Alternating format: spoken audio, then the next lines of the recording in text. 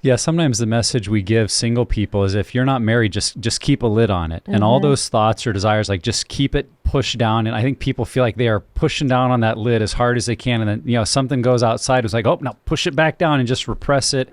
And obviously, if we're single, we do need to be cautious about what we expose ourselves to or what stirs up desire in a way that we're not ready for. Song of Solomon says, do not awaken love until it pleases, until the right time. But at the same time, we're not giving people language to understand that I am sexual outside of marriage. God made me, and being able to look at our desires, many of them as being rooted in God's creation and God's goodness, and having single people have the freedom to ask the question, God, how can I channel, like you said, how can I channel this desire in a healthy and good way, even while I'm waiting for a day where I might be married, or if I feel called to lifelong singleness? And I've mentioned that too to many guys in group, especially as a single guy is wrestling with kind of treating marriage as the ultimate finish line in life. Well, if I'm not married, I'm living a lesser life. And I say, man, I'm so glad that Jesus didn't feel that way. And many of the prophets and apostles that, as far as we know, were never married, never had sex. And I don't think we would look at them and say, well, you lived kind of a half life because you never got married. Really in every generation of the church before this one, it feels like there was a very high value on celibacy and on people that would actually choose celibacy as a way of honoring Christ and serving him. If someone does that now, it's like, what's wrong with you?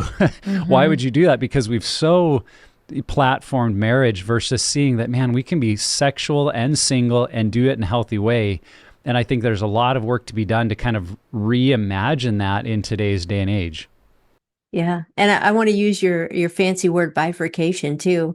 We sort of have bifurcated conversations about sexuality to married people and single people. And I think that's really a mistake, because I think what even our singles need to recognize and understand is that marriage is not a sexual free-for-all.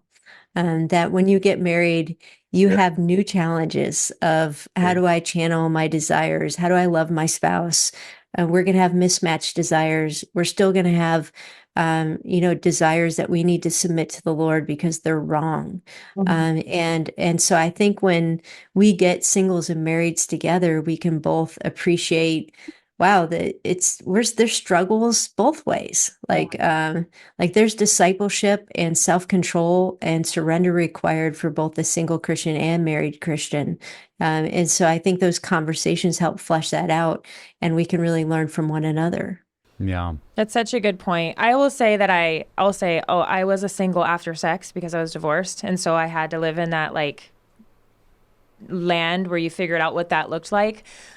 For 4 or 5 years and even in marriage, because with marriage, like you're saying, the challenge is as a betrayed spouse, there's been seasons where sexual intimacy was not part of our game, or as a wildland firefighter, my husband will go away all summer and just having to figure out in those seasons what that looks like to be a sexual single in my marriage. And I got a good picture of this the other day because my husband, John, he was building a little roof cover thing for our whole house generator, so it could stay next to our house. And he felt so just like, I just built this roof. and he actually went on our property and like cut down small trees and built the whole thing out of small trees from our property. And we had some extra metal. He didn't spend anything. I mean, it was very impressive.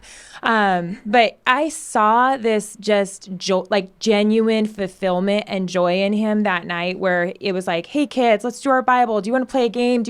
He's like, do you want to carve pumpkins? I'm like, it's 9:00 at night. But he was just this engaged version of himself that was so joyful.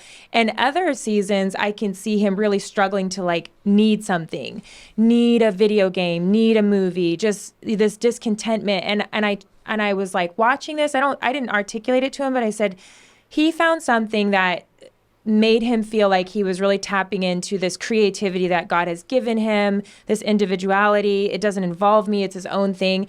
And I just saw it give him genuine, like hit all the pleasure, parts of his brain. And at some point I was like, you need to go to bed. He's like, my dopamine is on full blown, and it was really cool to see that. And so, and relating that back to when I was single, it's so important to have your own identity as a whole person outside of your spouse, whether you're married or single. and just be able to keep all of those different buckets, spiritual, physical, emotional, non-sexual touch full, and so that you're not feeling deprived in any intimacy.